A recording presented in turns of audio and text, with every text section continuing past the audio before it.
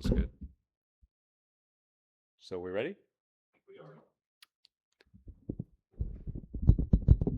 You can hold that if you want. Yeah, I think I'm going to do that. Good evening. My name is Brad Hessel. Welcome to the Herbert C. Young Community Center. Thank you all for appearing at our Independence Day Cary event.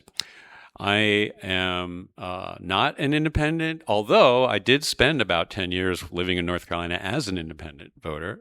So I guess I have some bona fides. I've also in the past been a Democrat and a Republican, and currently I'm a Libertarian. So I've kind of moved around quite a bit.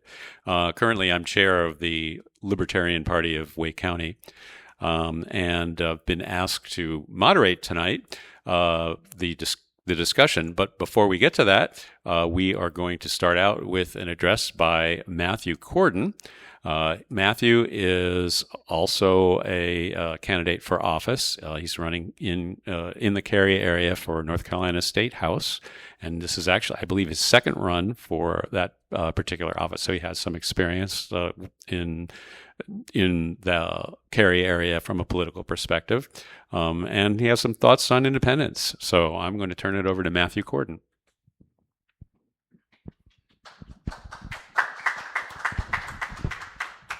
Thank you, everyone. And I'll also say, I think Brad's a little too humble about his credentials as an independent. He's also with the Forward Party aligned, if I understand correctly. And I think that really speaks to an independent spirit. And I admire that about him. It was a big reason I was excited to have him host. Now, I will openly address that we didn't have quite the turnout that we were hoping for. But we are going to go ahead with the meeting anyway. And with that, ladies and gentlemen, good afternoon. Thank you all for showing up to allow us strangers an opportunity to speak, and for yourself to respond as strangers, that we might cease to be strangers and move a little closer to community. Allow me to show you something.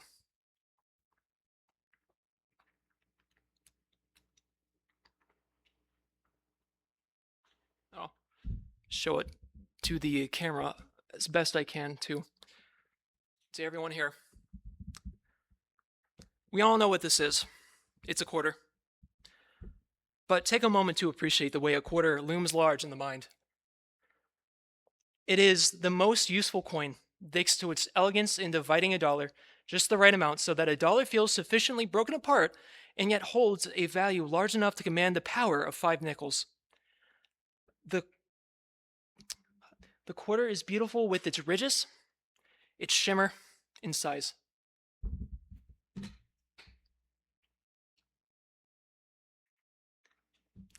Friends and neighbors, freedom in the minds of our countrymen has sustained for a quarter millennium. We celebrate the 4th of July for the 250th anniversary, but what we celebrate is something unique under the sun. Very few countries besides Sweden and Portugal celebrate their Declaration of Independence for longer than we do, on a globe with 200 countries. In all the world, there is not one country with a more stable legal foundation than the United States, as our Constitution is the oldest still in force document providing rule of law on planet Earth. And yet, we do not celebrate our Constitution's anniversary like many countries do. We do not need to, because we have something better: freedom of the mind. Many countries, for their national formation holiday, celebrate bundling together. Canada and dozens of other countries do, and perhaps feel that it is their crowning achievement. But we achieved something better. Speaking of crowning, the United Kingdom celebrates their national holiday on the birthday of whichever king or queen has ultimate authority over their little lives, and the UK is not alone in doing that. At one time or another, China, the USSR, North Korea, and Iraq have celebrated for their main day of national pride the birthday of their great dictator. Nothing could be farther from freedom of the mind. And no European has freedom of the mind longer in North America than North Carolina. Even before April of 1776, North Carolina had a rich history of recognizing oppressive and corrupt colonial government and standing against it, until eventually we were lucky enough to experience a long period of light touch administration that allowed for great American painters, historians, lawyers, maritime traders, mountain conquerors, and so much more. A Rip Van Winkle state we were not. Therefore, when springtime of 1776 came in Halifax, North Carolina's unofficial patriotic government, it was declared that the delegates to the Constitution Congress may support efforts to declare independence from Great Britain. In doing so, they told the world they were willing to die for their sought-after freedom, echoing famous radical words of "Give me liberty or give me death." A decent respect to the opinions of mankind requires that one must declare the causes which impel them to the separation. We hold these truths self-evident, that all men are endowed with certain unalienable rights. Among them are life, liberty, and the pursuit of happiness. Whenever any form of government becomes destructive to their own ends, it is the rights of the people to alter or abolish it. But when a long train of abuses, designed to reduce them under absolute despotism, it is their right, their duty, to throw off such a government. This is the freedom of the minds that we celebrate, a culture in virtue of independent necessity. The recognized rights of the colonial citizens were indeed abused. Here are some of the abuses by the government, and notice that they are an uncanny resemblance to modern life. And this is taken from the Declaration of Independence, to be explicitly clear. The King's government vetoed wholesome and necessary bills. The King's government has separated the people from public record. His government has obstructed the orderly process by which foreigners may become nationalized citizens, and likewise harshly limited how many may enter our land. His government has sent out a swarm of new hires from new departments to harass us to obtain our income and property. His government has kept among us in times of peace standing armies. His government has made military sharing agreements with foreign nations to subjugate us under the weight of their leaders who do not put our needs first with the help of money propaganda to trick us into compliance. His government has cut off or inhibited our trade with other world powers. His government has imposed taxes on us without our consent. His government has at times denied us a trial by jury by the request of the defendants' organizations or defending government. His government has declared jurisdictions wherein our beloved Englishman Constitution does not apply. His government has taken our land through eminent domain, and the King's government has waged war without legislative consent. We have petitioned for redress in the most humble terms, and at every stage, we have been answered only with injury." End quote.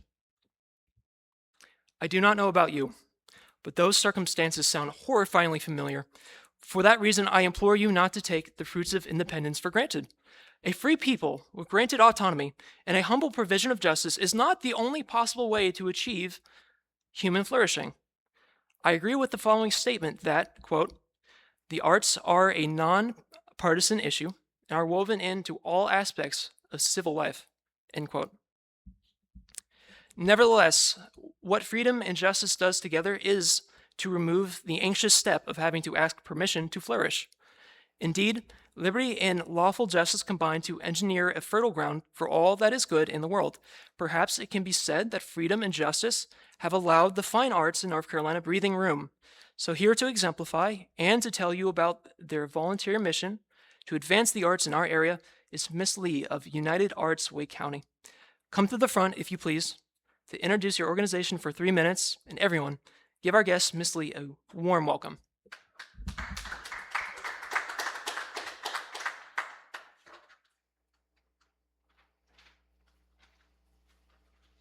Thanks, Matthew, for that introduction. And as he said, the arts are nonpartisan. So For me, my name's Lee Posey Pike. I'm the VP of Development at United Arts, so I handle all of the revenue that's coming into our nonprofit organization. For me, the arts are a way of life. I grew up doing the arts as a kid. I played the violin when I started at age 5. I was a dancer all throughout college and danced professionally. And so to be raising money for the arts is a dream for me. Um, the arts inform the way I approach my life and my work, and that is creatively. So, any experience in the art, you can often see that lends itself to being able to creatively problem solve, in which creative problem solving is the root of the solutions to our problems in this society. Um, I believe also that the arts, alongside volunteering and sports, can bring us all together. And in these times, I think it's the most important thing to bring people together across political lines, across religious divides, to come together as communities, especially as small communities like Cary and the other smaller municipalities in Wake County, which United Arts serves. Um, United Arts flagship program is called Artists in Schools, and we place teaching artists, professional teaching artists in Wake County Public Schools. We also place teaching artists in private charter um, in those types of schools as well. And this program was started by a few moms who wanted more arts programming in the schools for their kids. And so they came together and led a grassroots movement to which was the catalyst for our Artists in Schools program, which has been going on for about 50 years. Um, nonprofits are designed to fill the gaps that the public sector and the private sector don't or won't address. Things that don't make the private sector profits, things that the public sector is too slow or bureaucratic to move through nimbly. And so nonprofits address a wide range of issues, and mine is just one that is very specific to the arts. Um, in addition to our youth programs, we also have just started a program called Arts and Aging, and that's bringing our arts programming into aging and healing facilities across the county, reaching, the arts are a continuum, so you can participate in the arts when you're young and you can participate in the arts as you're old, and there are a lot of benefits for that growing population of aging adults in Wake County to experience the arts, get some mental health benefits, get physical benefits, get community benefits. So I'm really excited about that program as well. I also believe that arts are a way to engage civically. And if you think about what Matthew said in his speech about the freedom to be able to create, to come together, to collaborate, I think the arts are an important part of our civic culture. And I just really appreciate being here and being able to speak to you guys and get to know you a little bit better. Thank you.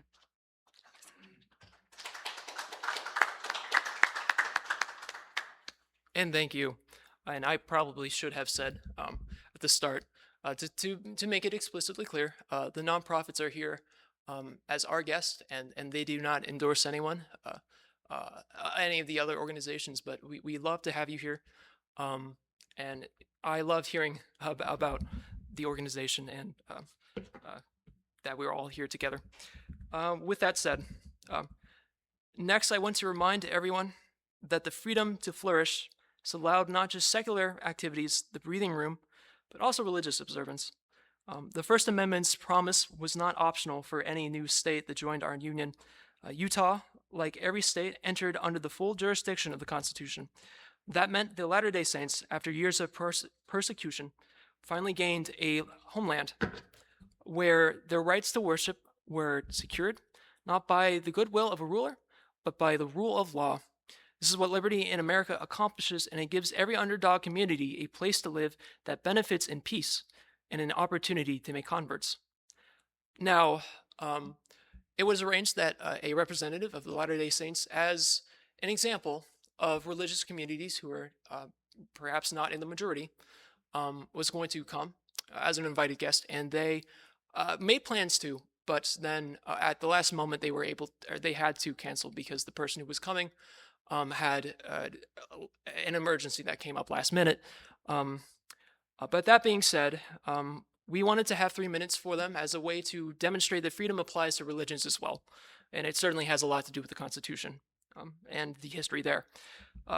So with that said, I will clarify that no one is expected or would have been accepted had they been here to convert, of course, but just to hear them out would be the idea. And that they would be here to remind us of their rights to unique voluntary customs. And so with that said, I will be moving on.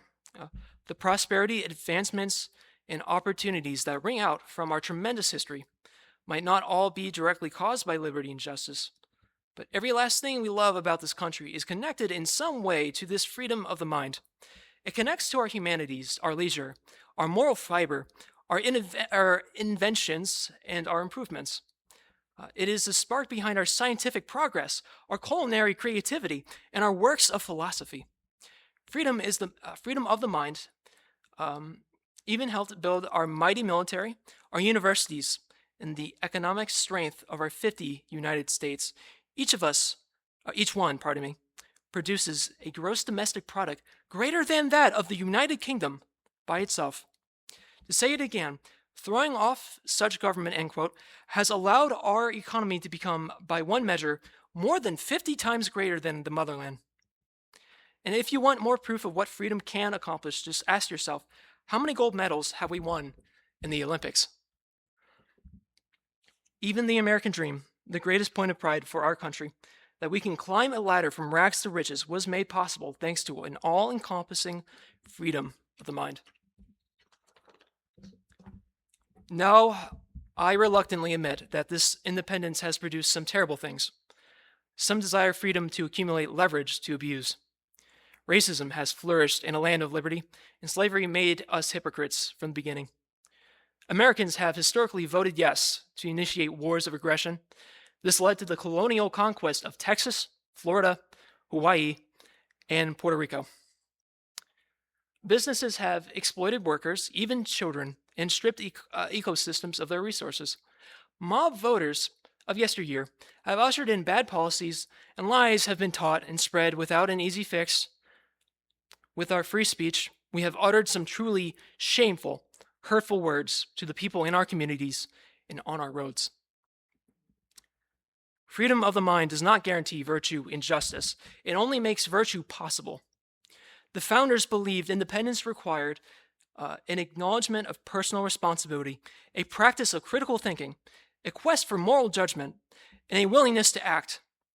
Our ancestors understood this, and every generation has had to relearn it or fix the mistakes of the outgoing generation. Today we face our own moment of reckoning, because when virtue weakens and justice is neglected, the freedom of the mind begins to dim. And we can see the consequences all around us in the present state of our country, the 21st century. Yes, from the bottom at the subdivisions of our towns, all the way up to the executives plural, leading the federal government, there is work to be done, work which is honorable and well worth the difficult effort.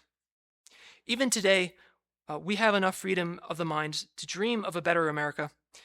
With that told, I am excited to introduce you to Better Ballot NC, a group who believes a critical way we can achieve that is with a change to how we vote.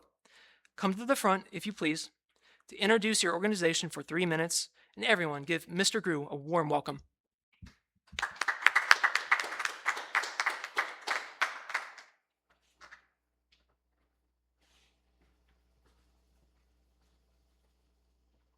Thank you, Matthew, and thank you for putting this on. Truly appreciate it. And don't worry about, your worries about the people, man. We're here. We're having a good time. My name is Travis with Better Ballot, and I appreciate everybody showing up. You could be anywhere on a Wednesday night, watching TV, having a beer, whatever, but you're here. But I wanted to thank you for inviting us, and I am the president of Better Ballot North Carolina, and we advocate solely for ranked choice voting. And we really believe that it will give that independent mind and the free thinking mind a voice in politics, whereas right now they don't have much of a voice.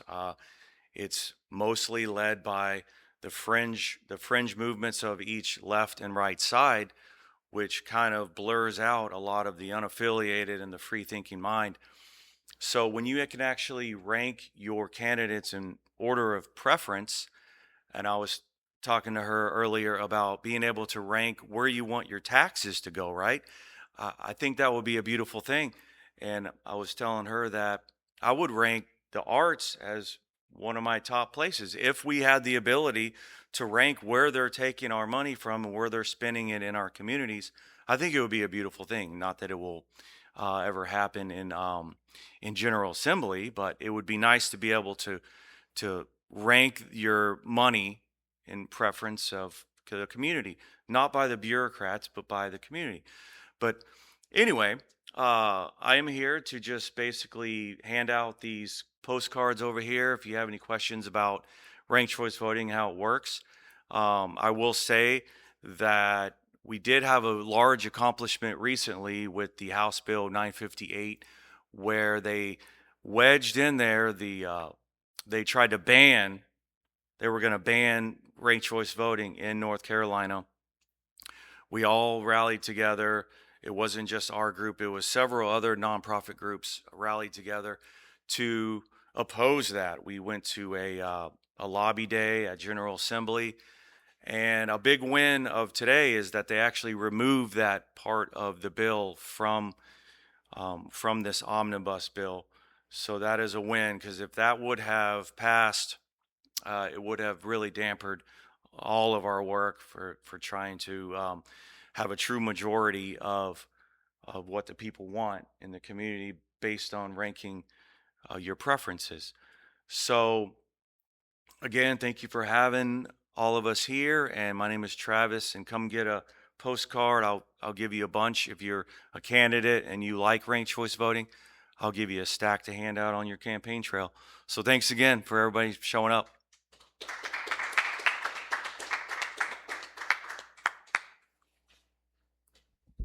Thank you, Gru.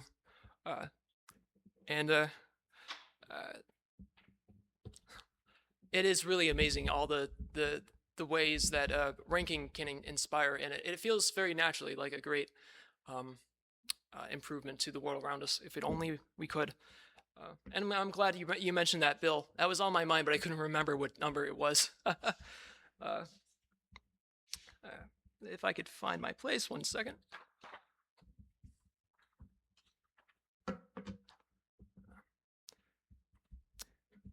Thank you again. We libertarians and all other third parties love what Better Ballot NC does because it would bring about fairness, which would make it so much more possible for an independent to win an election. The state of Maine demonstrated that in 2024. Ranked choice voting in Maine elected an independent to the United States Senate that year, Tiffany Bond. That's what happens when voters are finally free to choose the candidate they actually want most. But speaking of voters, more North Carolinians than ever are registered unaffiliated. As we speak, the percentage of unaffiliated voters is reaching exactly 40% of all voters, and the percentage of Republicans and Democrats have each retreated, as they tend to do each week. One would be tempted to suggest this means a freedom of the mind, a spirit of independence from trusting the major parties, but the data does not reflect this. Most unaffiliated voters lean heavily towards one party or the other. Just today, I had a stranger call me up on the phone claiming I was, in her words, a conservative independent, and therefore she felt comfortable asking me on the spot to give the Republican Party a $100 donation, despite prior me outright telling her I neither identify as a Republican nor a conservative. It shows, I believe, how shallow American independence really can be, that for her appearance, that for her appears to be a working strategy on others. Indeed, few people ever vote for independent candidates and third parties, thanks to a fear of the worst giant regaining power. Moreover, people become unaffiliated because they like having the option to vote in either of the two top party primaries during primary elections. In a free republic, listening to minority viewpoints is not a courtesy, but a civic duty. The founders believed independence required open debate, dissent, and the courage to hear ideas outside of our comfort zone, which challenge our views away from the crowd. Featured today are candidates from the Libertarian Party, the third largest political party in North Carolina and across the country. Libertarians happen to be the only independent candidates running in the 2026 midterms for our area. Whether you agree with us candidates or not, giving us a fair hearing is an act of civic maturity, and it honors the spirit of independence that built this country. You have been a patient crowd so far, and I believe that demonstrates agreement between us is not as unlikely as it might expect. Nay, you might be surprised by how little that gets said tonight, which upsets you.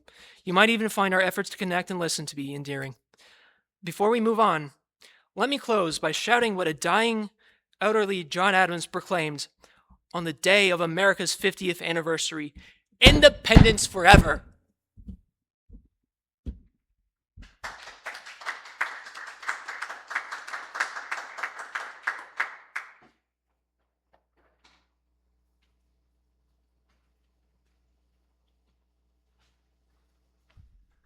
Thank you, Matthew. So we are now going to move on to the discussion part of the program, and we have a number of topics that we're hopeful we can cover. We'll get through as many of them as we can. And basically what's going to happen is I'm going to introduce the topic, and then each of the candidates will have an opportunity to respond. And if you have questions, we are asking that you record them on the index card that you've been given with the pen that you've been given, or another pen. If you have a better pen, that's fine. And then we will have an opportunity at the end when we finish going through our topics. We will have an opportunity for folks to ask questions. So the first topic that we are going to discuss is education freedom. Now, in the spirit of independence, there's a number of aspects of that, obviously, that pertain. It's if you are going to have a citizenry that are capable of sustaining an independent republic, then they need to have some level of engagement in terms of how the issues that come up are resolved. And education is clearly an integral part of making sure that happens. So I'm going to start out. Which would either of you prefer to speak first? We're going to hear first from Matthew Corden. And we can introduce ourselves before we answer. Yeah. And I'll say this again to the microphone. And we can introduce ourselves before we answer. I believe we agreed it was 5 minutes per person. However much time. Yeah. Let's see. Does this? Yes, it should stretch to each of us. Good. Indeed, I have not actually formally introduced myself as of yet. My name is Matthew Corden. I've only lived in Cary for 3.5 years, or a little less. But I've lived in Wake County nearly my entire life, and I fell in love with Cary when I came here. I saw that it had just the right mixture of everything, that it was a well-designed town with friendly people. And I grew up in a household that was not born in North Carolina, but had roots in the mid-Atlantic. And from a family that ensured that I would get to have an education. So I went to UNC Wilmington, where I studied computer science. And I learned systems thinking, much like my friend here. I think we're both quite system thinkers, quite honestly. And from that, you realize how things can be better and how everything is interconnected. It inspires a desire to utilize what skills you have to try to make your community better. I'm 29 now. I was 27 when I ran for office the first time. And I love a lot of things that at the time that boys did and that young adults my age tend to do. A variety of things. I describe myself online as a polymath. I read voraciously. I have 9 books that I'm reading between all at once at the moment of many topics, whether it's religion or history or nonfiction and so forth. And so with that, I'll also say one major accomplishment I suppose I should mention is that I had a major contribution to the Libertarian Party of North Carolina's platform on environmental stewardship. I literally wrote the policy, and I was very glad to have done that. It was a way that I left a mark on the world. And in 2024, I was very thankful for the people who voted for me. I will try to do better than that for the purpose of impressing the people, because it's all about the community. I'll hand it over to Lazax. Thank you very much, Matthew. I appreciate it. Most of you guys here know me, Matthew Lazak. I have been working with libertarians and actively or inactively or some combination of the two involved with the Libertarian Party since around 2006. I started out when we were not on the ballot yet, trying to get people to go door to door, get people to sign, our petition so that we could be on the ballot. Back then, we used to meet at Tex and Shirley's Pancake House in Greensboro, and it was a lot of fun. I've always enjoyed being around libertarian folks, very like-minded. Personally, came to become a libertarian and a classical liberal through lived experience.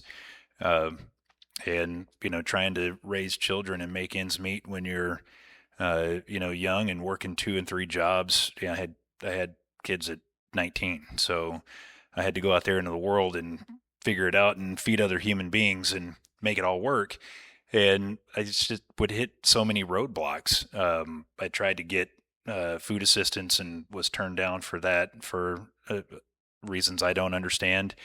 When you're working 2 or 3 jobs and you need a car to get back and forth and your registration expires, you get pulled over, you get a ticket. Next thing you know, you're caught in this cycle of government stacking more and more obstacles and roadblocks in your way to becoming successful. So, things like that were very informative to me as a young person, trying to not only take care of my family, but navigate obstacles and roadblocks that were seemingly always in my way. That was always very frustrating for me. And so that drove me to, what are we going to do about it? And so, like Matthew, I read a lot, was in college, studying business. And, the more that I looked into the Libertarian Party and interacted with some really smart people, the more it made sense to me. And so I feel very at home and very comfortable with the things that are important to us as libertarians and classical liberalism as well. I am running for North Carolina House 2. It encompasses all of Wake County. I'm a previous Cary resident, and I have to agree with Matthew that I have not been to any other town in the United States. I travel a lot for work. I've been most places in the United States, with the weird exception of the Pacific Northwest. I'm still waiting to get a job out there, but haven't gotten one yet. But everywhere I go, I always want to come back home to North Carolina. And when I lived in Cary, I wanted to come home specifically to Cary. I mean, if you look around, it's all of Cary is a park. In whatever community you're in, everything is beautiful. I largely grew up in the Midwest in Memphis, Tennessee, and it's a very different story out there. A wonderful place. I love it there. But North Carolina is it's where it's happening. That we are the center of the United States right now. I think Wake County is still the first or second or one of the fastest growing counties in the United States for a lot of good reasons. People are coming here because it's a great place to live. There's great people. The state is arguably very well run.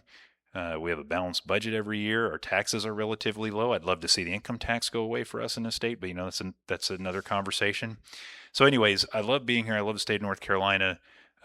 This is my home. I have invested everything I have in being here and being a part of this community. And yeah, I'm just so happy, Matthew, that you invited me to participate in this event, and hopefully it engenders a lot of positive discussions from all of us. Thank you.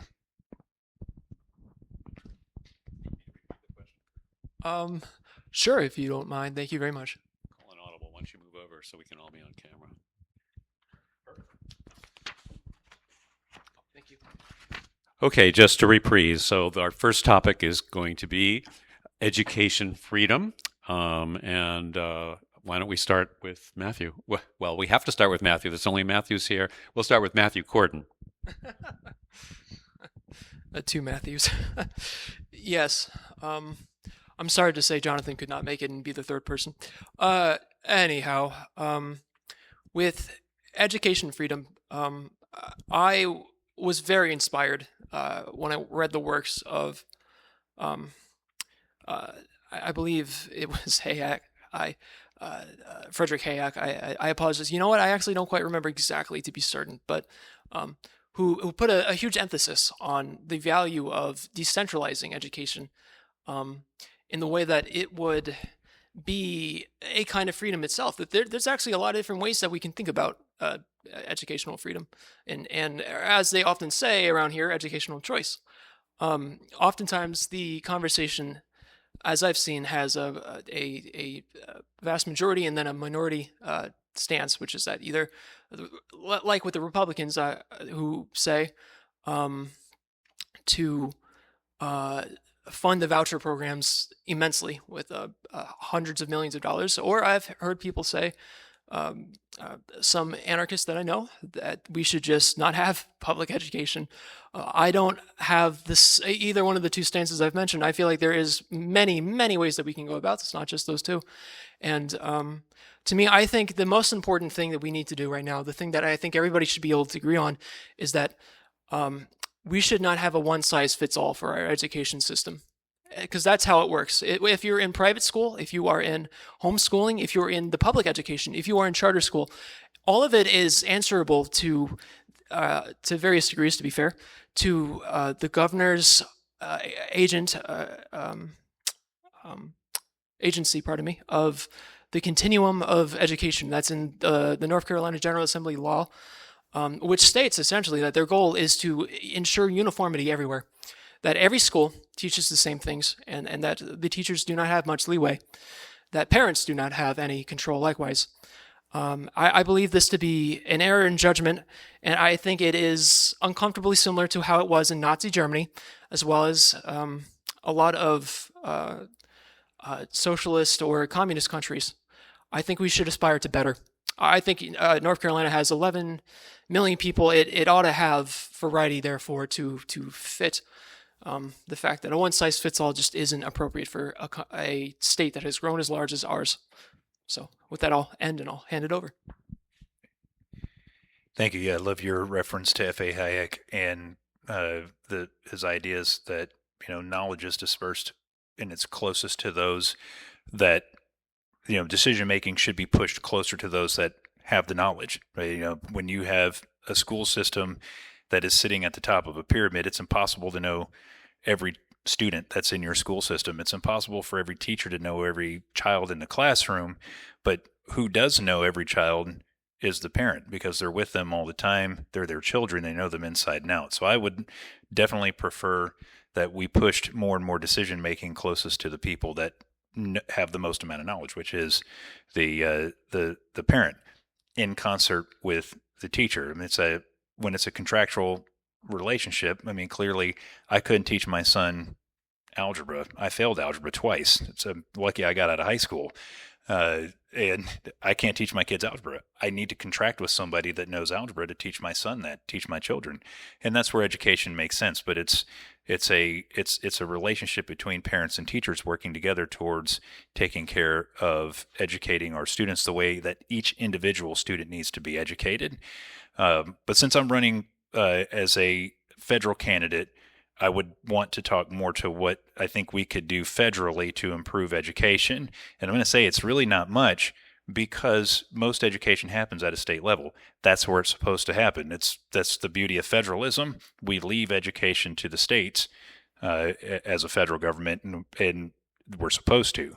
And that's where the education should happen and where educational decisions should be made. I think the last time I checked, education is the largest portion of North Carolina's state budget, probably for good reason.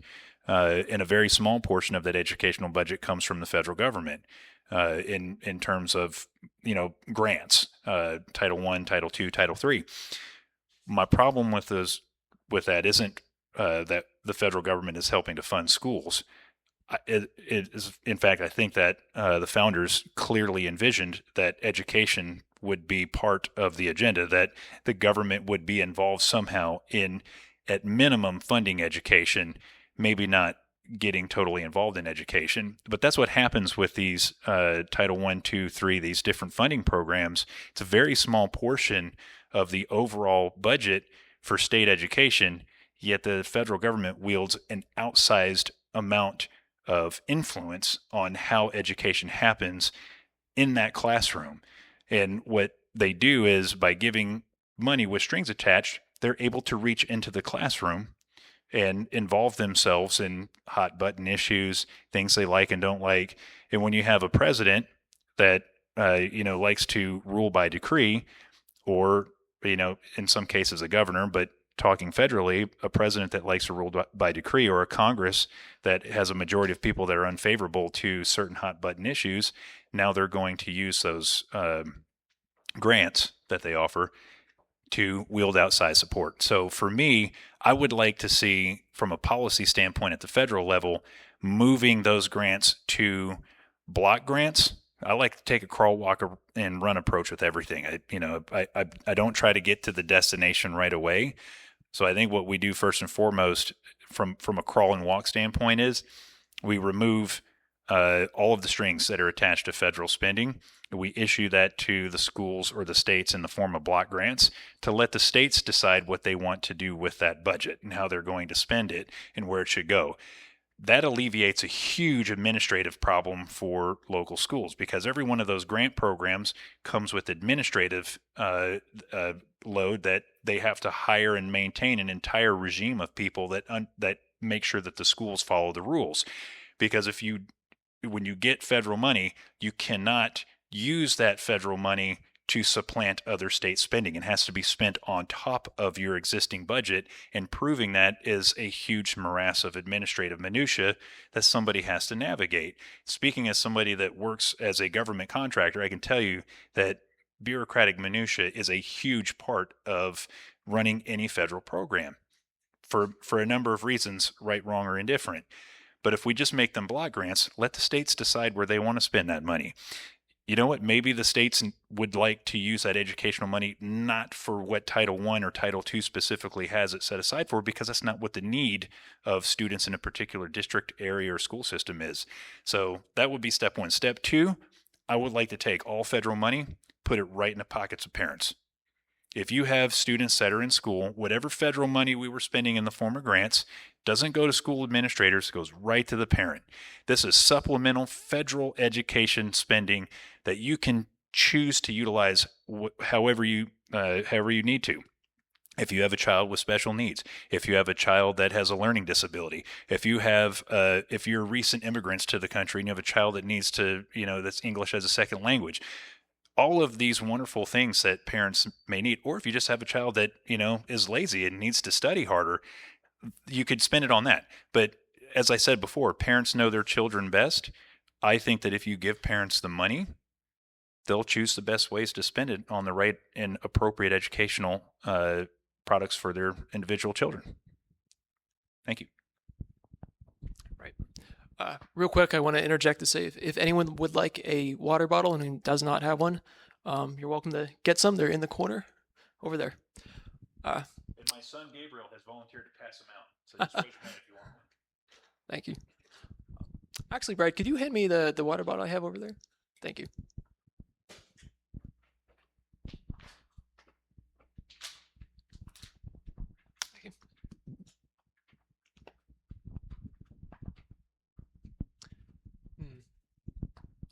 Now, the original plan was that we were going to wait until a separate segment to do questions and answers. I have a follow-up. Sure. I think we should make it interactive.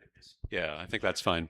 So I just wanted to follow up on the concept of the relationship between educational spending and the objective that I hear both of you saying, that you're interested in having parents have more control, basically more choices in educationally. So I think Matthew Lazek has explicitly addressed that in terms of his idea of redistributing federal money directly to parents rather than going through a bureaucracy. I'm wondering, and you're, Matthew, I know you're running for federal office, but you're certainly allowed to have an opinion on this. What about the way that North Carolina handles education funding? Is that something that is likely to result or can be tinkered with to get closer to your objective of having more choice for parents? We have kind of like a combination of things going on here in North Carolina, in the sense that most of the money comes through taxes and is distributed to public schools based on the number of students they have and so on. And then we also have the voucher system, where some money is allocated for parents who are sending their kids to non-public schools. So I'm wondering how you guys feel about where we are, and if we need to, or if we would be advised to go in a different direction, and if so, what that would be. Would you do me the favor and repeating the question for me, please? I'm wondering about the relationship between your objective of having more choice or more freedom and the way that the schools are funded, and in North Carolina specifically now, and if if what we are doing now funding wise, is that compatible with your objective? And if not, what would you change? Good question. I suppose I should make this quick. I would, firstly, I believe that we spend quite a lot of money in certain small niches within the education system that would not be as necessary as a direct result of the change. If we were to start small and just concern ourselves primarily with the goal of making it so that education can be a bit more decentralized or diversified, so to speak, which there is a little bit of that in the sense that we allow equity, but for other reasons. In other words, to make it so that education could be diversified for more than just that one purpose. Then we wouldn't need quite so many administrators. There is I don't recall off the top of my head if it's a linear or if it's a exponential or somewhere in between growth of administrative roles in the education department of North Carolina. And in that way, in the way that it does not appear to be slowing down anytime soon, or if, say, maybe if it's exponential, it might transition into a linear, the growth is still happening, and it has exceeded the number of teachers or principals, bus drivers, etc. It has gotten to a point of absurdity, I would believe. And I think part of why we need so many bureaucrats and technocrats is because we need to ensure clamping down to make sure every teacher, every classroom is being run the way that they would like, that they're in compliance with many regulations and so forth. And I think that there'd be a much lesser need for those things if we were to put more power in the hands of the parents and the teachers and a smaller number of middle management and so forth. And so a smaller budget, in other words, would come about. Yeah, I think that's right. I think we don't know exactly how many administrators we should have because I think we have a monolithic school system, and it's very difficult to manage something of that size. Right now in North Carolina, I know that we recently passed vouchers. For me, that's a step in the right direction, but I think the vouchers have some serious limitations and some challenges, and I think when people criticize vouchers, we should listen to the criticism because it is going to be very difficult for people to utilize a voucher for education that doesn't exist yet. That's a real challenge, and yes, we could probably solve that as a function of time. The other critique of vouchers is that they only go to an existing private school, because that's what they are. They're a coupon for existing private education somewhere that a parent can choose to use. But again, that education has to exist, and I don't know that our vouchers will be able to build the type of educational freedom of choice type of infrastructure that libertarians are looking for, and that the choice movement in education people are looking for. That's why I think it's super critical for the state of North Carolina to pass a full educational savings account, because at that point, all of the money is going to parents. That opens up the ability to build out the type of educational infrastructure that we're looking for. And I think what a lot of public schools are going to find, it's a pleasant surprise for them that a lot of parents just continue to buy public education because they're there. They've practically cornered the market on it right now. And what would probably happen in time is that there would be a smaller public education system, a smaller subset of private schools, and a bunch of little small community schools, daycares, people sending their kids to online. All these different educational options, I think, begin to emerge with the ability of parents to really determine where to the fullest extent where to spend their money. So to me, that would be the biggest thing that we need to do, is to fully empower parents and to create an actual school choice program versus this kind of, I like that we did vouchers because, again, I like a crawl, walk, run approach, but I think that there are some legitimate concerns with a voucher only system tied to a public school system. So I'd really like to see the educational savings accounts come about. And I'm watching Arizona very closely and West Virginia because they have implemented similar systems already. This wouldn't be novel. So we'll see where that goes. But Rome wasn't built in a day. But if we really and truly want to reach every single student with the best education that's individually or as individually tailored to them as possible, we have to take our educational dollars and hand them directly to parents. Okay, we do have a question here from the audience. North Carolina is ranked number 49 in education. What can we do to get better? I think that to frame that with consistent with what we've been talking about, it sounds to me like you guys are talking about creating a system where parents have more control and presumably they have access to information about the quality of schools.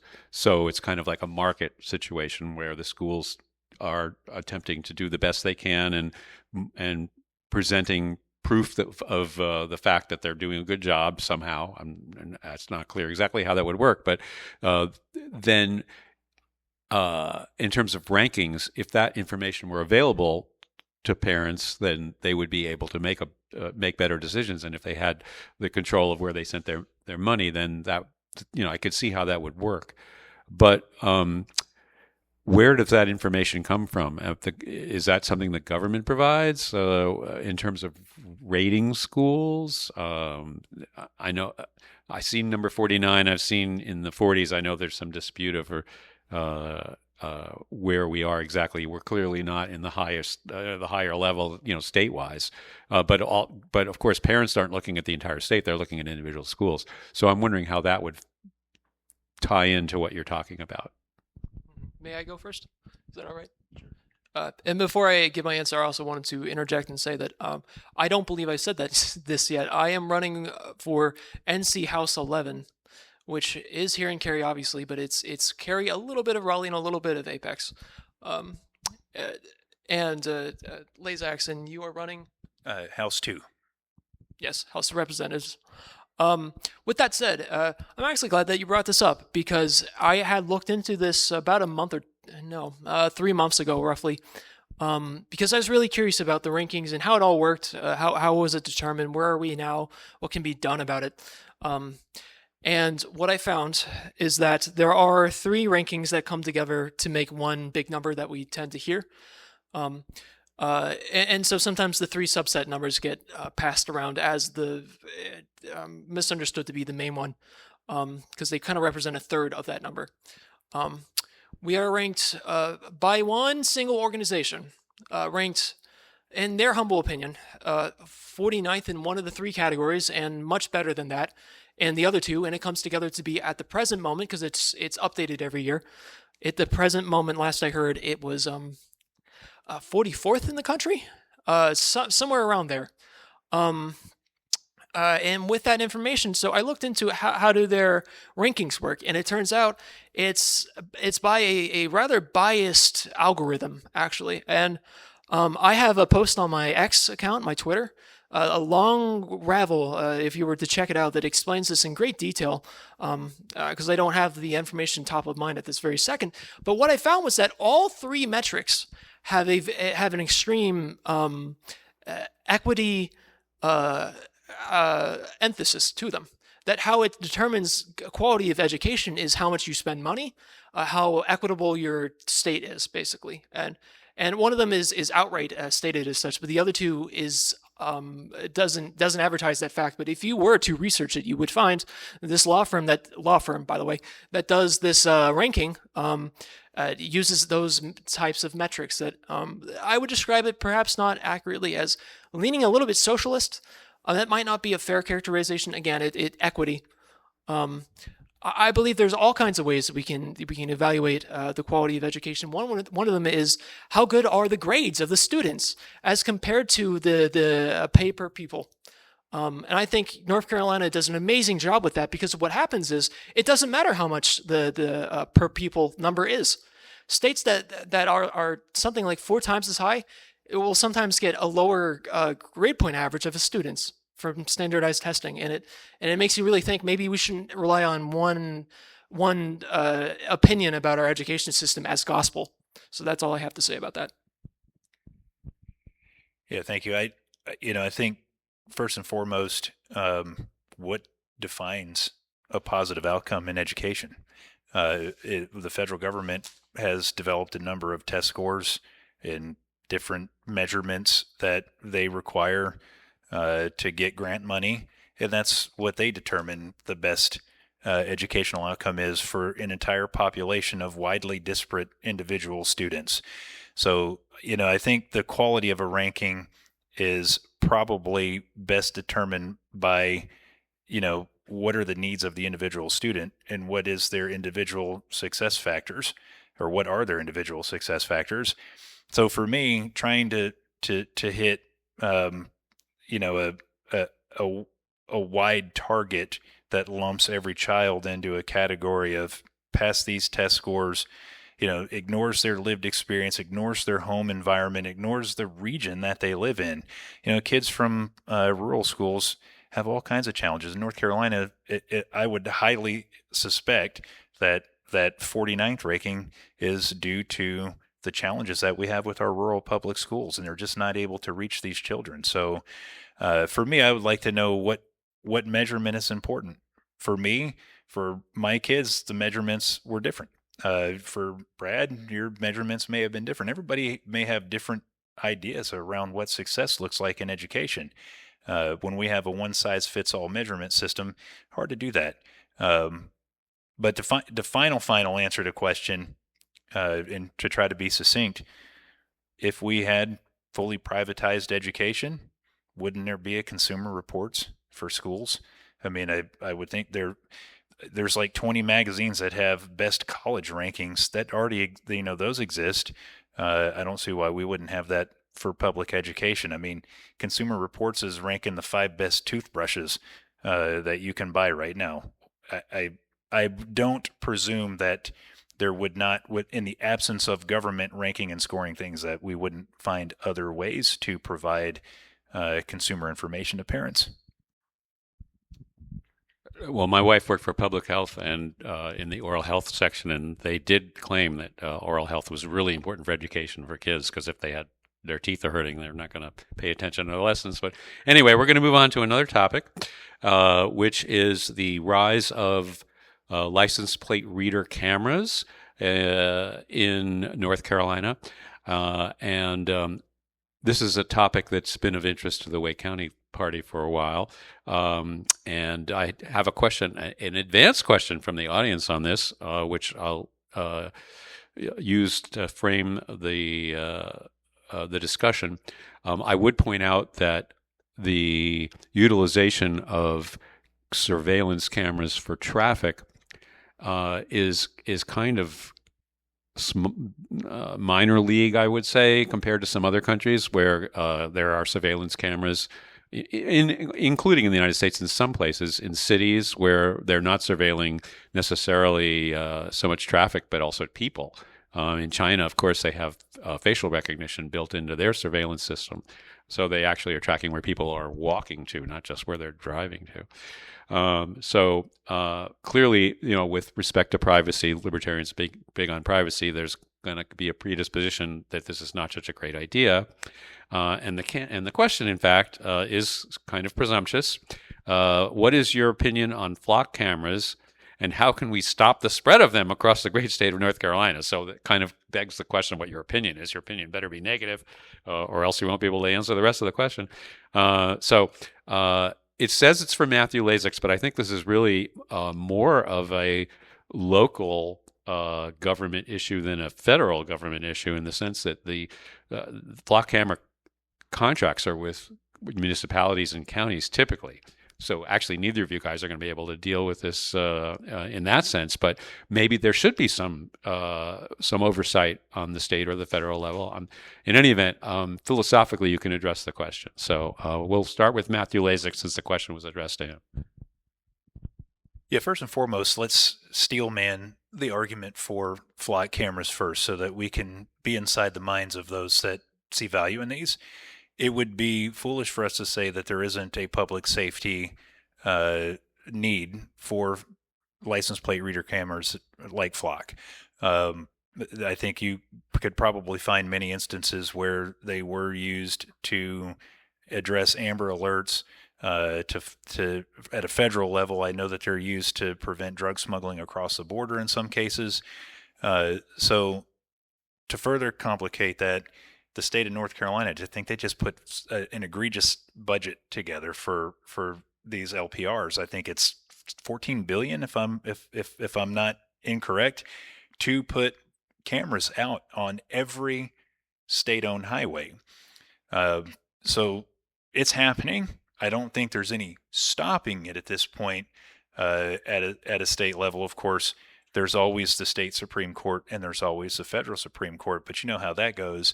Your rights have to be violated before you can hear a case, and that's years and years and years of effort to try to get something like that done through litigation. I think what we should do is to deal with the situation in hand, which is these things are going out there, and I don't know if we can stop them or not. My interest is less in the cameras themselves. It's a camera. It's a piece of technology. It reads your license plate. It can see your car. What bothers me, and where I think the real parameters need to be put into place to be wrapped around these, to put some compliance borders around the use of the data that they generate. The challenge is that these things are generating data nonstop. And with the rise of data centers, that's completely possible. And then you put AI on top of it, and now you've got tons of data that's being generated on all of our personal movements throughout the state. That is the challenge. Now, having free access to just go into a database of all of our personal and private movements and dig around in there and see what's going on, I don't think unfettered access to that data is a good approach. I think that there needs to be constitutional rules put in place, because there is a Fourth Amendment to the Constitution that says we are to be free from unreasonable searches and seizures.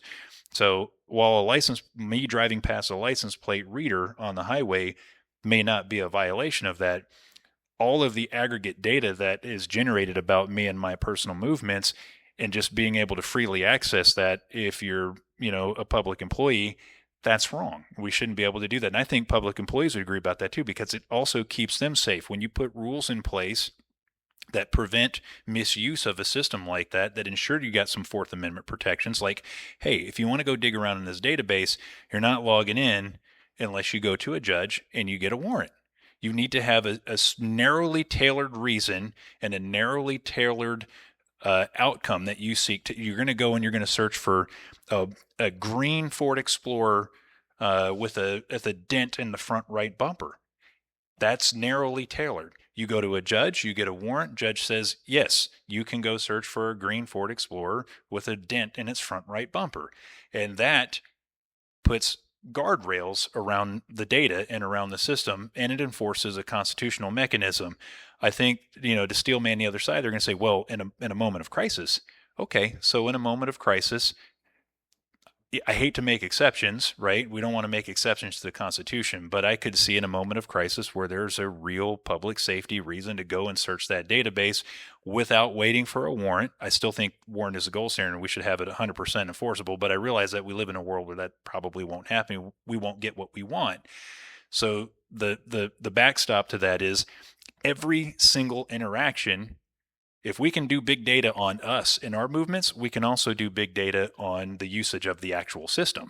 So every single search should be logged to a specific person, and everything that they search should be logged, and that should all be made public record if we desire, so that we know what our public safety officials are doing when they go and they search this huge database of our private movements. So for me, I don't know if we're stopping it, but putting guardrails around it and enforcing those is, of course, I don't have all the answers and the details of how we do it, but I think we could, make sure we're utilizing the Fourth Amendment protections that are afforded us in the Constitution and putting some detailed guardrails in place and making the searches public. So. That was a great answer. I was a little bit late to come to this topic because I was, at first, I wasn't sure how to feel about it, and I think that was an error because it has kind of crept up on me how much I've been inspired by people who have really made it their top issue. In this fast way, because after all, the number of flock cameras that have gone up has been extremely quick and extremely plentiful, and there has been abuses with it that have been tremendously worrisome. That we have already seen how these technologies used together can do some grotesque things, like spying on women when they don't know it by, a police officer who used to date said woman, to give a random example that I believe I read in the news. And from that, I believe we need to have a culture of humility when it comes to these things, to say that we don't need it, frankly. And so the abuses to our rights that are quite possible, and the tremendous disapproval that people have for it, I think those are good enough reasons as is that we shouldn't be doing this, that the North Carolina General Assembly should not be spending as much money as they are to put these in the highways so aggressively and so early. Because to do so, I feel like, and I could be wrong about this, but I don't believe there was much of a period when the budget was being put together that this was inserted as in the rounds of it in the General Assembly. I don't believe there was a very large period of time that people could have spoke out and attended the General Assembly in the peers or what have you, or spoken to their representatives to say, no, I don't want this actually. Because frankly, I've heard stories all over the country of people going to their local cities. You're right, Brad. It has been very much a city level, town level effort or discussion in a lot of ways. And so, in summary, I'm still working on my opinion on the subject. I take it very seriously. I know everyone else does. And I've come to believe that this is one of those abuses of our freedoms that goes too far. Goes so far, in fact, that I think that we should really make some noise and that we should protest. I think that is my advice to the many, because this is one of those times to reflect on the fact that, no, it isn't highly likely that I will be elected, to be honest. And if that comes to pass, that I'm not elected, then the question becomes, what will you do? You, the people. Because it is in your hands. It is your future. Your children's future, too. I don't buy the idea, as I've heard some libertarians say, that the fight for privacy is over. I believe that we can fight back and have small victories that will accumulate if we try. And that maybe not in our lifetime, but perhaps in our children's. Thank you, guys. So we're going to move on to topic number 3 now, which is Social Security reform. And this is a little bit of a frustrating topic for me in the sense that it's been so obvious for decades, really, that there was an issue with the way that the Social Security and also, I would say, the Medicare funding has been designed. And also there's a disconnect between the way that it actually works in real life and the way that it's kind of conceived of, or I wouldn't say maybe sold, maybe that's too strong, but the way that people perceive that it's working, which is like as a savings mechanism, so that you put money in and then you're covered when you get older. It has never been that. When it was first started out, it was intended as a program to help older folks that were destitute primarily, and it was funded by money coming in from workers. But it was never a savings account. That money that came in, that the workers paid into it, instantly went out again. It was not put in some place where it was invested and was growing like would happen with a normal savings account. And in fact, the return on investment that typically people get, if you looked at it from that point of view, how much money you're putting in and how much money you get out, it's really pretty lousy. It's nowhere near what you would get if you put that same money into the stock market, for example, and just took care of that problem for yourself individually. For most people, so I'm not sure if Social Security reform is even possible at this point. So it's a really hard question, I would say.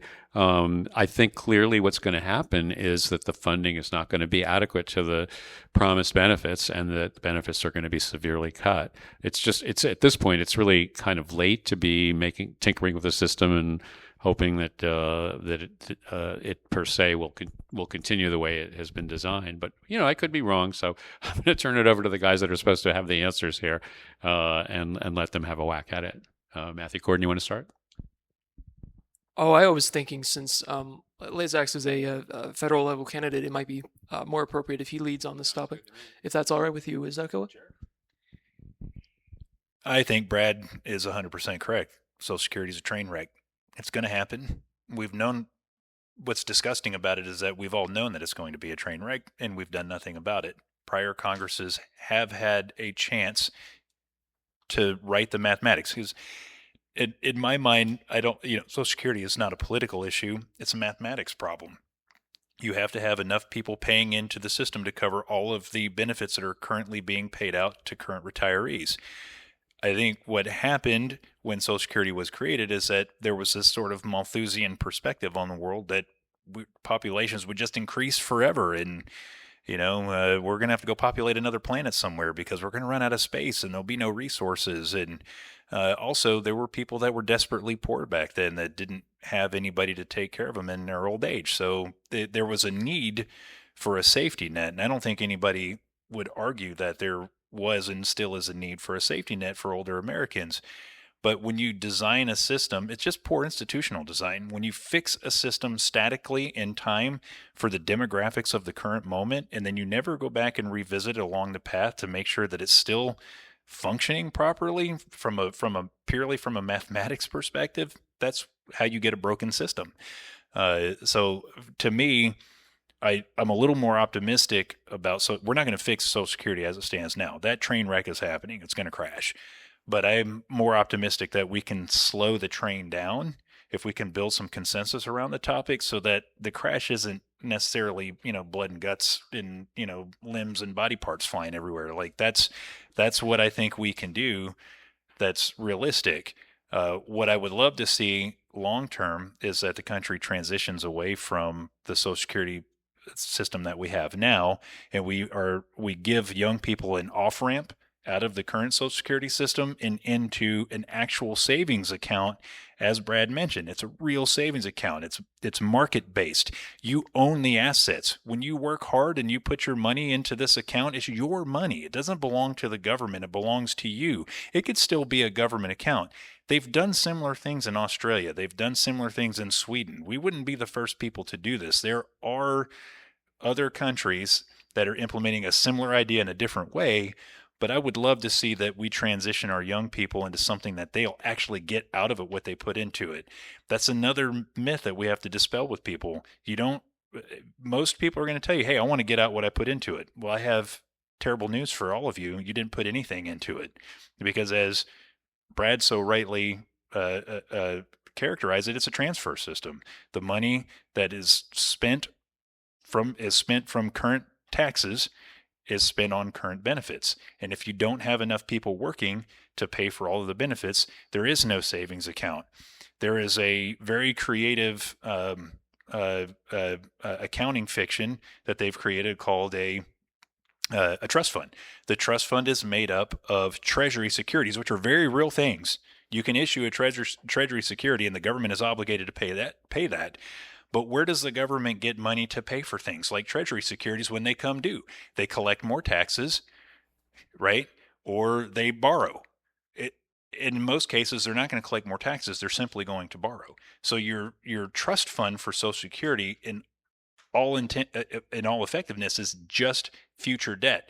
So what you're telling young people is there's less of you. You have to pay for more people that are retiring. Oh, by the way, you're probably going to get less benefits. Oh, and on top of that, you're going to have to pay this extra debt that the government is generating to pay for these treasury securities from the trust fund. So, the trust fund might keep Social Security solvent for now, but it's doing it at your children and your grandchildren and your great-grandchildren's expense without their permission, which to me is a disgusting thing to do to your children. I would never spend somebody else's money without their permission, but that is 100% what that trust fund is doing. So, yes, it's a horrible system. It's a horrible system that has good intentions. So I think we have to, first and foremost, create a nonpartisan commission, because politicians are never going to get this done. It's too political. People that are retiring now or are going to soon retire are going to want all their benefits. Young people aren't going to want the tax increase and to get less benefits down the road. It's an incredibly unfair situation for everybody involved. Everybody's got to share in the pain. I'm sorry. It's a bad system. It sucks for all of us, and we're all going to have to give a little bit. I think Social Security has to be less generous, point blank. If you're a wealthy person, you have millions of dollars, and you have retirement accounts, what the hell are you pulling Social Security for? I'm sorry, you don't need it. And you didn't pay into it. Again, it's a transfer system. You didn't pay into a savings account. You're not owed anything. We got to get rid of this we owe, because that's not the way the system was designed. So I think we have to means test Social Security to be a real safety net. I think that's a hard discussion that has to be had. It's a safety net. Safety nets are means tested. If you're rich, what the hell are you doing pulling Social Security? You don't need it. That's first easiest step for me. It's a hard step, and a lot of people will hate my guts for saying it, but I think it has to be done. I think we need to tie the benefits calculation for Social. By the way, this is all right out of Cato's playbook. They articulate it better than I do, but they don't go far enough with the savings accounts. But making it less generous for now without getting into the dirty details, I think, is super important. I think we all have to share in that haircut. And then I think we need to offer an off-ramp to allow young people to have an actual real asset-based savings account that is their own money that they own and control. Well said. You touched on a lot of topics with it. I really liked what you said and will concur about the need to, as I would use a pulp culture analogy, like Indiana Jones when he's in that first movie and he's taking the golden idol off of the platform in Mesoamerica, I believe. He tries to put a fake one on it next. Now, we shouldn't, of course, replace a service that people love to death with a fake one. Of course, that's not what I meant by my analogy. What I mean to say is I think there is something very important and respectful, is I think the word I'm looking for, to the voters, to say we might need to do something about this program. It might be inevitable. It might be unpleasant no matter how we go about it to somebody, to many people. But to say that we will try to come up with some sort of or something to address that specific topic is very important. I think any time that we're going to make a major change, there has to be some sort of gesture of goodwill that goes along with it, though I don't know exactly what that should be per se. One thing I also very much concur with is the idea of not everybody who receives uh, Social Security needs it. I think it shouldn't be one of those blanket things where we just give it out to everybody, but it should be a needs-based system. Now, we do something like that with Medicaid in North Carolina, and I think as such that it is a reasonable system, rational and justifiable for the way that we do that. And I think we should emphasize that with the reform to it. Although Brad does have a good point that time is kind of up to do a gentle reform. One thing we haven't been doing over the decades, especially not in a very, very long time, is adjusting, for example, when the benefits kick in. We take for granted that back in the day, it was designed to kick in when because of birth, or pardon me, average year of death was much lower at the time, and as such, very few people ever got to actually take out and utilize Social Security. We have not kept up with the times in that regard. We have let that pass, and that is an error that somebody has to be courageous enough, and as you said, maybe it should be dispersed in a committee to do what is necessary to change it. Even if that means them losing the career, I think this is one of those rare times where I can unequivocally say it is better to be booed out of office than to give into what is populism. Populism is not always the long-term wisest choice. That's all I have to say on that. When I was listening to Matthew Lazak's talk about grandchildren and their progeny going forward and how we're cheating them, it struck me that, first of all, that's actually applicable wider than just Social Security and Medicare. That's, I mean, all the money we spend on everything. I mean, we spend tons of money on stuff that we can't afford and don't need. So this is a general issue.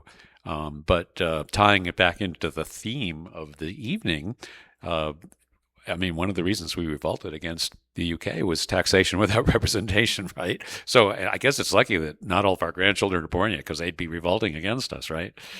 So I think we have time for one more topic. It's about 7:30. Only if we make it quick. We should go to just questions. Okay, let's do questions then. Yeah, okay. If you have a question, why don't you come up and take the mic so the folks in the electronic audience can hear you. I think it's a requirement to be here to ask. So I like what you've all been saying and all that. My name is Travis Grew. The thing I don't like that both of you said about it should be based on needs. Well, I don't believe the government should decide what you need and what you don't need. Yes, they were actually taken from their paycheck. You know, whether they have $1 million or zero money, the government has zero right to tell you what you need and what you don't need. And so if it comes down to a needs situation, I don't believe that government has any right to say what you need and what you don't need. When you plan for that your entire life, it was taken from your paycheck, you darn well better get it. I don't care if you need it or not. The question was not a question, it was a statement. But it's just a statement. I'm going to oppose you on both of those, but the savings plan is definitely a good plan. And that's my statement of the day. I'm going to have to disagree. The premise is already flawed. Well, daddy government has no right to tell you what you need and what you don't need. They're already dictating how old you need to be. They're already dictating how much you need. They're already making determinations about who needs what. So it's a flawed premise. I think it's ridiculous. I actually agree with Travis. I do. I wish that there were no government savings plan, period. I just don't think that I can affect that change were I to be elected. But I actually agree with you. I would love to just say tomorrow it all goes away, take everything that was out of it, it goes into a savings plan, we're done. But I think that there's no way to not create losers by doing that. And that's the kind of trap that we're in with Social Security, that I think that we have to find a way for everybody to kind of lose. Unequal losers. Yeah, right. It means we don't want we want equal losing and not unequal losing, if that makes sense. But I actually do agree with you philosophically. We're on the same page. Yes, I'll second that and say that I was referring more to thinking about how voters think and how many there are, and how in that way, realistically speaking, if Congress was going to get together and come up with some kind of bipartisan, tripartisan solution to this that isn't it blowing up in our faces and us panicking or some such, that I just imagine it would look something like that, and in the interest of pitching it to them. Now, as libertarians, I agree. I would love to live in a world where we could just snap our fingers and do a very radical change to things, and that people would accept that this is what needs to happen, and that the alternatives are very bleak. Because what are the alternatives? Let's think about them a second. It's inflation. It's raising your taxes enormously. It is going deeper into debt. And why would we do that when we're $40 trillion into debt almost? Which at some point will be a problem. We're one of the lowest credit rated countries now. There will come a day where the interest is so intolerable, it will be like larger than all other budget items combined. And that day is coming extremely quickly. So we are out of options. And I would long for the day where Americans will wake up and accept that that's just the way it is. And so you could say philosophically, I agree with you that, and you bring up a great point, and I appreciate you correcting me on that when we stop and think about, does the government really have anything other than an arbitrary ability to say who does and who doesn't need it? No, that's absurd. That's hubris. And I hate hubris very much. That drives a lot of my political thinking.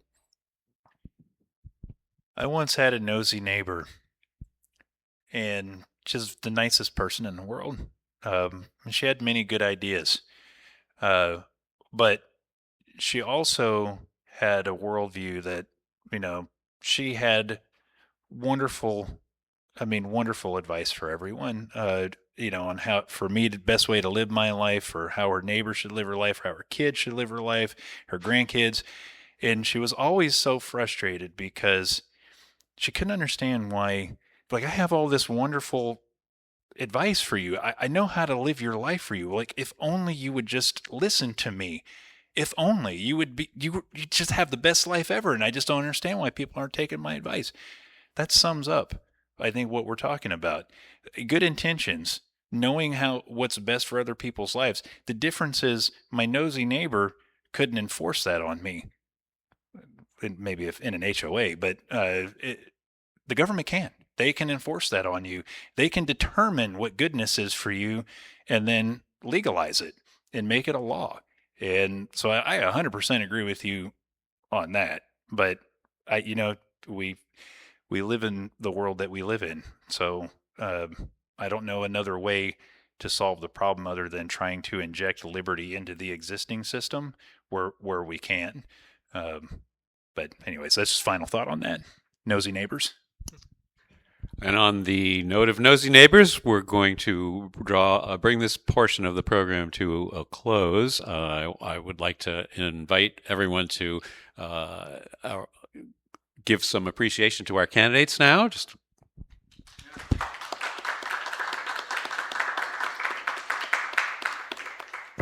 And I'm going to turn the program back over to Matthew Corden, who's going to handle the closing of the event. Sure, thank you.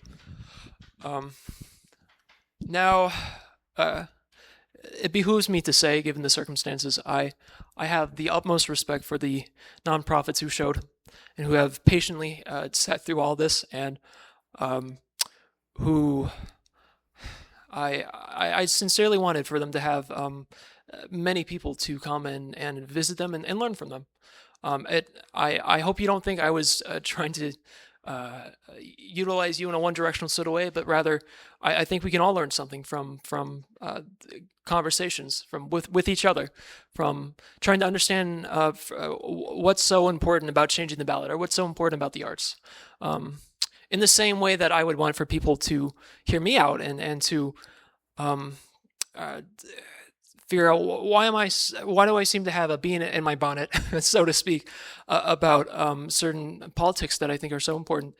And so with that in mind, this last segment, it lasts for 15 minutes, and it would be for us to take the time to go to the booths and to hear them out and ask them questions like you guys had done for us, and to learn and to intermingle and have community, as I said.